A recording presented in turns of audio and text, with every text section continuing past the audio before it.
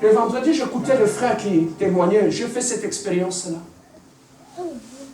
Quand j'étais jeune aussi, j'ai demandé à Dieu, Seigneur, je ne veux pas un Dieu de mes parents. Je ne veux pas un Dieu de tout le monde. Je veux mon Dieu en moi. Si on avait dit que le Dieu de Jacob, le Dieu d'Isaac, pourquoi on ne va pas dire aussi le Dieu des Serge? Je vais rencontrer le Dieu des Serge. S'il existe, papa, je vais le rencontrer. Je n'ai assez de parler de Dieu de Moutamba, le Dieu de Léon, le Dieu de ceci. Je vais parler de Dieu de Serge. Qu'un jour, si je vais prêcher, je prêcherai le Dieu que j'ai rencontré moi-même.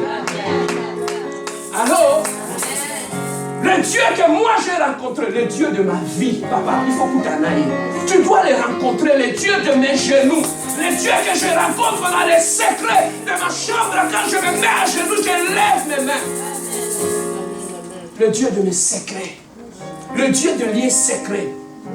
Ce Dieu-là, tu dois le rencontrer. Tu ne l'as pas encore rencontré, voilà pourquoi tu ne le crains pas. Voilà, bien-aimé, ce Dieu-là, on le rencontre dans la chambre. C'est dans la prière. Je commençais à chercher ce Dieu-là, le Dieu de ma vie, le Dieu de mon âme. Jusqu'à ce que ça a commencé par des expériences simples. Des fois, tu restes dans l'adoration, dans ta chambre, tu pries. Tu sens comme si quelqu'un vient te toucher. J'ouvre les yeux, je ne vois personne. Ça t'est déjà arrivé? Oh, tu me regardes comme un problème. Maintenant, voilà le problème. Pourquoi, quand le diable vient t'attaquer la nuit, tu es capable de venir? Pasteur, le diable m'a attaqué. Mais pourquoi quand les anges te visitent, alléluia, pourquoi tu ne le vois pas? Pourquoi tu ne le sens pas? Pourquoi tu ne le vois pas, Yaya? Pourquoi tu as facilité à cette facilité-là de sentir la présence de l'ennemi? Pasteur, je l'ai senti dans ma chambre aujourd'hui. Le diable est rentré dans ma maison. Mais où est le Dieu? Pourquoi tu ne rencontres pas Dieu? Pourquoi tu ne peux pas aussi courir, pasteur? J'ai fait une expérience personnelle. Dieu est venu me visiter. Mon Rédempteur est vivant. Il est vivant. Si ce Dieu-là est vivant, pourquoi tu ne le rencontres pas? C'est parce qu'on nous a enseigné le Dieu de tout le monde. Mais on ne nous a pas enseigné le Dieu de mes genoux. Le Dieu qu'on rencontre. Papa, si tu veux rencontrer ce Dieu-là, un seul secret, c'est lorsque tes genoux sont à terre. Dans ta chambre. Il a dit aux disciples dans la chambre haute, il a dit, ne restez pas là où il y a tout le monde. Allez vous enfermer. Restez dans un lieu secret. Et là, ils étaient enfermés, loin des amis, loin de tout. Jésus a dit, c'est là que vous recevrez le Saint-Esprit. C'est dans la chambre haute. Loin des regards, loin des acclamations, loin des distractions. Papa, c'est dans la chambre haute que tu auras ton mariage. C'est dans la chambre haute que tu vas rencontrer l'homme de ta vie. C'est dans la chambre haute que tu vas rencontrer ton élévation. C'est dans la chambre haute que la délivrance sera là. C'est dans la chambre haute que tu rencontreras papa. Arrêtez d'écouter ceux qui te disent, si tu veux rencontrer l'homme de ta vie, il faut aller dans des fêtes, il faut au Canabando. Mais un bon mari qui craint Dieu, on le rencontre à genoux.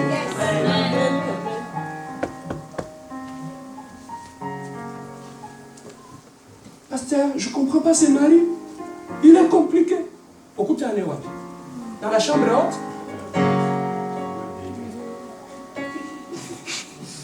il y a des hommes qu'on rencontre dans des boîtes de nuit. Mais il y a des hommes qu'on rencontre dans la chambre haute, à genoux, dans la prière. Et quand tu regardes l'homme ou la femme que tu as épousé, tu te dis, pasteur, c'est la réponse à mes prières. C'est la réponse à mes prières. Lorsque je regarde cet homme que j'ai épousé, cette femme que j'ai épousée, je dis Dieu existe. Même quand mon âme est abattue et découragée, lorsque je regarde cette femme, je regarde mon mari, je dis que Dieu existe. Ma foi revient. Maintenant, tu sais pourquoi tu ne vois rien? C'est parce que tu n'es pas un habitué de la chambre haute. Pourquoi t'as dit? Papa, réponse à tes problèmes ne viendront pas ailleurs. La réponse à tes problèmes se trouve dans ta chambre. C'est là dans ta chambre que tu vas rencontrer ta réponse. Voilà pourquoi il a dit à ses disciples, allez vous enfermer dans la chambre haute, dans de louanges, dans l'adoration. Ils ont vu la terre avait tremblé. Et ils ont senti un vent souffler. Et sur chaque personne, il y avait un feu qui était allumé sur leur tête. Ça veut tout simplement dire que le Saint-Esprit, c'est une expérience personnelle. Amen. Le feu n'était pas descendu en gros comme ça, mais sur chaque tête, il y avait un feu. Ça veut dire que toi aussi, tu n'as pas part du feu. Il est temps que tu sois à genoux et que le feu descende, reste sur ta tête. Eh ben, l'expérience personnelle. Voilà pourquoi Dieu, il s'est révélé au peuple d'Israël. Il a dit, je vous ai sortis de l'Égypte. Maintenant, il est temps que je me présente à vous. Mon nom est Jéhovah. Dans la gloire, dans la louange. Lorsque la terre était en train de trembler, Dieu était en train de parler. Merci, ma soeur. Et là, à ces moments-là, le peuple commençait à trembler. Papa, tu ne peux pas marcher avec un Dieu que tu ne crains pas. Voilà pourquoi Dieu devait leur faire craindre, Babanga, pour qu'ils sachent qu'avec ces dieux-là, on ne s'amuse pas, on ne niaise pas avec lui. Voilà pourquoi Dieu, il y avait des tonnerres, la terre tremblait, jusqu'au point, quand Dieu a fini de parler, le peuple est allé voir Moïse. Il dit, papa, Moïse, écoute, prochainement, ne laissez plus Dieu venir nous parler, nous allons mourir. Il faut toi aller à la montagne là-bas, tu l'écoutes et puis tu nous ramènes ça. Ils n'ont plus voulu. Papa, aujourd'hui, si nous ne craignons pas Dieu, c'est parce que nous ne le connaissons pas. C'est parce qu'il ne s'est pas révélé en nous. Voilà pourquoi nous ne le craignons pas et nous ne le connaissons pas. Et lorsque nous ne le connaissons pas, nous ne pouvons pas marcher avec lui. Non. Aujourd'hui, quand tu poses la question aux gens, parle-moi un peu de ton Dieu. Ah, pasteur, ça fait 8 ans que j'ai donné ma vie à Dieu. On priait à Kintsuka là-bas. Après, on a prié sur la montagne. Quand on est arrivé ici, on a prié en Riburasa. On ne te demande pas ça. On te demande de ton expérience personnelle avec Dieu. Tu sais pourquoi tu cites les églises et les pasteurs? C'est parce que tu as rencontré les hommes. Mais le jour où tu rencontreras Dieu dans ta vie, tu ne parleras plus de pasteurs. Tu ne parleras plus des églises. Tu parleras le Dieu de mes genoux. Amen. Ton langage va changer. Alors à ce moment-là, Moïse est rentré à la montagne. Dieu leur avait donné. Il a dit maintenant, je vais faire une alliance avec vous, Israël. Je vais marcher avec vous. Mais dans cette alliance-là, je vais vous donner des limites à ne pas dépasser. Si vous voulez rester dans ma présence. Et parmi les limites que Dieu a données, il y a ce qu'on appelle les décalogues. Est-ce que quelqu'un peut dire le décalogue? Décalogue qui veut tout simplement dire, c'est un mot hébreu qui veut dire tout simplement le 10 phrases et 10 commandements. Mais dans le 10 commandements, il y a ce qu'on appelle aussi le Pentateuque. C'est la loi que Dieu avait donnée à Moïse. Et que cette loi-là devait leur apprendre comment vivre et comment marcher. Alors, parmi le décalogue que Dieu avait donné, le loi que Dieu avait donné à Israël, si vous voulez rester dans mon alliance, c'était divisé en 3 parties. Il y avait 2 lois concernant la façon. Dieu commençait à montrer à Israël, maintenant vous allez marcher avec moi. La première loi que Dieu avait donnée à Israël, dans le Pentateuque, la première partie, c'était pour apprendre au peuple d'Israël comment s'approcher de Dieu. Parce qu'ils ne le connaissaient pas.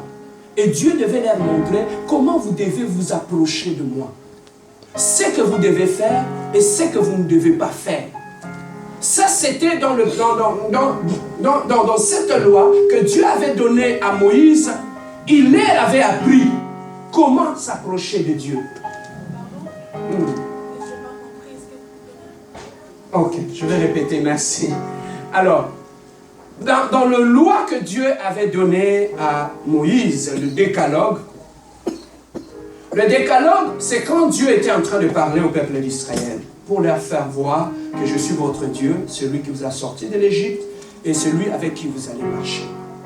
Alors, Cette loi que Dieu avait donnée au peuple d'Israël, c'était divisé en 3 parties. La première partie, c'était la partie où Dieu les apprenait comment le peuple d'Israël peut s'approcher de lui. Il dit, je suis Dieu, vous ne pouvez pas vous approcher de moi comme vous voulez. Donc il y a des choses que vous devez faire, que vous devez respecter lorsque vous vous approchez de moi. Parce que si vous ne le respectez pas, tu peux mourir dans la présence de Dieu. Parce que je suis Dieu, on ne s'approche pas de moi comme on s'approche d'un homme. Voilà pourquoi la première partie de cette loi, c'était Dieu était en train de leur montrer comment il fallait s'approcher de Dieu. Ça, c'était la première partie. La deuxième partie, c'était la loi civile. La loi civile et comment est-ce qu'il pouvait fonctionner dans la communauté, dans la société, là où il vivait. Donc, le seul fait que moi, Dieu, je serai présent au milieu de vous, vous n'allez pas vivre comme vous voulez. Il y a des choses que vous devez respecter. Tu ne vas pas aller prendre la fille d'autrui comme tu veux. Tu ne vas pas aller emprunter l'âme d'une personne comme tu voulais. Comme moi, je suis l'Éternel au milieu de vous, il y a des choses que vous devez respecter. Ça, c'est la deuxième partie, qui concerne la loi civile. La troisième partie, c'est ce que j'appelle la loi morale. La loi morale, c'est que ça nous apprend comment nous pouvons fonctionner par rapport à nous-mêmes, ce qui était correct et ce qui n'était pas correct devant Dieu. Donc Dieu était clair. Alors à ce moment-là, la loi que Dieu avait donnée au peuple d'Israël était comme une sorte de pédagogue. Parce que la loi devait les enseigner. La loi était pédagogue parce que la loi devait les enseigner comment s'approcher de Dieu, comment vivre dans la communauté et comment fonctionner moralement devant l'Éternel des armées. Donc la loi était un enseignant qui était en train de les enseigner comment ils pouvaient vivre. Parce qu'avec Dieu, tu ne peux pas t'approcher de Dieu comme tu veux. Avec Dieu, tu ne peux pas vivre avec tes amis dans la communauté comme tu veux. Avec Dieu, il y a des lois que tu dois respecter par rapport à la moralité. Il y a des choses que tu ne peux pas faire, même quand tu es seul. Parce que Dieu est présent au milieu de toi. Est-ce que quelqu'un est en train de me comprendre? Est-ce que c'est clair? Alors, après avoir subdivisé cela en 3 parties, de Genèse jusqu'au vers Malachie, la loi était un pédagogue. Il enseignait le peuple de Dieu comment marcher avec Dieu, comment vivre avec Dieu. Bien-aimés, si aujourd'hui l'Église a des problèmes, c'est tout simplement on n'a pas enseigné toutes ces choses-là au peuple de Dieu. Nous fréquentons un Dieu que nous ne connaissons pas. Il y a des choses que nous devons faire, que nous ne pouvons pas faire à cause de la présence de Dieu dans ma vie. On ne nous a pas enseigné. Voilà pourquoi on fonctionne comme nous voulons. Nous faisons tout ce que nous voulons. On s'approche de Dieu comme nous voulons. Voilà pourquoi Dieu n'est pas là. Parce que pour l'approcher, il y a des conditions que tu dois remplir. Papa, si tu veux aller rencontrer le premier ministre du Trudeau, tu dois respecter des conditions qui sont liées à la loi protocolaire. Même, ils vont vérifier même tes habits, comment tu vas t'habiller pour rencontrer le Premier ministre. Ils vont te dire même le langage, même comment tu vas te tenir devant le Premier ministre. Si les gens de ce monde, ils ont établi des lois que nous devons respecter pour approcher ceux qui sont élevés, et à combien plus forte raison, Dieu de gloire. Papa, on prend Dieu comme quelque chose à la légère. Voilà pourquoi Dieu s'éloigne. Pour ne pas te tuer, Dieu il préfère s'éloigner. Pourquoi? Parce que pour toi, Dieu, c'est quelque chose de rien. Il est devenu comme ton ami, tu fais ce que tu veux, tu t'approches de lui comme tu veux. Voilà pourquoi il est difficile, nous ne voyons pas la main de Dieu dans nos églises. Lui-même, celui qui avait dit à Israël, maintenant vous n'allez plus marcher comme vous marchiez autrefois. Maintenant vous allez m'obéir à la lettre. Il y a des choses, parce que je suis au milieu de vous, que vous ne devez plus faire. Papa, quand tu es un enfant de Dieu, il y a des choses dans ta vie que tu ne peux plus faire à cause de la présence de Dieu dans ta vie. Est-ce que je peux avancer? Papa, on était des enfants. Il y a de bêtises qu'on faisait quand on était seul. Mais tu sais, quand tu marches avec ton père, il y a des choses que tu ne peux plus faire. Hein? Là, tu t'arranges à être correctement correct. Même des grimaces de bêtises, tu ne les fais plus. À cause de la présence de mon père qui est à côté de moi. N'est-ce pas? Mais maintenant, papa, si tu marches avec Dieu, pourquoi tu fais ce que tu fais? Si tu marches réellement avec Dieu, pourquoi tu vis encore dans l'impudicité?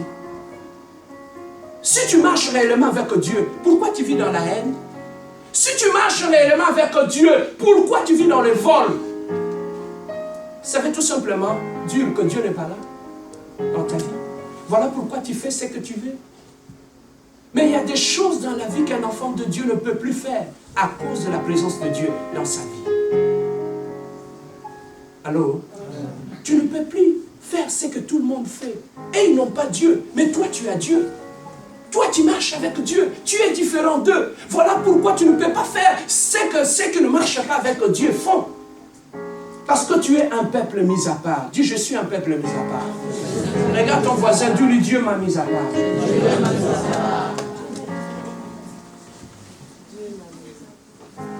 Amen, hein? Alors, voilà pourquoi, bien-aimé, Dieu leur avait donné les 10 commandements au peuple d'Israël. Mais dans le décalogue que Dieu avait donné au peuple d'Israël, Jésus-Christ et la Bible, quand on est arrivé dans le Nouveau Testament, on nous dit une chose. Jésus-Christ est la fin de la loi. Il est venu pour accomplir la loi. Alors, tout ce qui était là avant est tombé. Mais qu'est-ce qui est réellement resté qu'on a repris dans le Nouveau Testament? C'est la loi, c'est les 10 commandements. Même quand tu lis dans le livre de Romains, chapitre 3, verset 20, la Bible nous dit, car personne ne sera déclaré juste devant lui parce qu'il aura accompli les œuvres demandées dans la loi. En effet, la loi donne seulement la connaissance du péché. Donc, aujourd'hui dans le Nouveau Testament, quel est le rôle de la loi? La loi te donne la connaissance du péché. Savoir ce qui est bien et ce qui est mauvais. Je vais m'expliquer le rôle de la loi. Je suis en train de jouer dehors, ma main est cassée dans la neige, je suis tombé. Je prends ma main, je m'en vais à l'hôpital. On me fait passer au rayon X pour voir réellement si mes os sont cassés ou sont corrects. Alors, à partir du rayon X, ils vont constater si mes os sont cassés ou pas. Amen, hein? Alors, ça s'arrête là. Le rayon X ne va pas guérir ma main. C'est tout simplement pour voir si mes os sont corrects ou pas. Est-ce que le rayon X guérit ma main? Il va pas guérir ma main. Non. Alors, pour guérir ma main, je dois faire autre chose. On doit me placer là pour que ma main soit restaurée. La loi, c'est comme le rayon X. Quand tu vis, ça t'ouvre les yeux, ça te permet de voir que tu es dans le péché ou pas. Voilà l'utilité des 10 commandements dans notre vie. Voilà pourquoi nous devons connaître les 10 commandements, parce que le 10 commandements nous permet de savoir, avec l'aide du Saint-Esprit, si nous sommes dans le bon ou si nous sommes dans le mauvais. Mais lorsque, à partir de la loi, j'ai compris que j'ai commis un péché, qu'est-ce que je dois faire? Je dois maintenant me repentir. La repentance. Et la repentance, lorsque je me repens, c'est alors que je trouve la guérison à mon problème. Je vais rapidement ouvrir une parenthèse par rapport à la repentance. Yaya, la repentance, ce n'est pas ce que nous faisons le soir quand nous dormons. Seigneur, pardonne-moi, j'ai insulté, pardonne-moi. Amen, amen. Seigneur, tu m'as pardonné. Ça ne marche pas. Le vrai pardon, la vraie repentance, doivent d'abord être précédés par le regret. Tu sens la tristesse d'avoir mal agi. Et lorsque tu te mets à genoux, tu demandes pardon à Dieu, Dieu te pardonne. Mais lorsque tu ne sens pas la tristesse, Yaya, tu peux beau parler, ça ne sera que du vent. Voilà pourquoi tu accumules les péchés dans ta vie. Un vrai enfant de Dieu, qui a le Saint-Esprit en lui, quand il pêche, il ne peut pas dormir, Yaya. Quand Quand tu as insulté ton ami, tu ne peux pas dormir. Le Saint-Esprit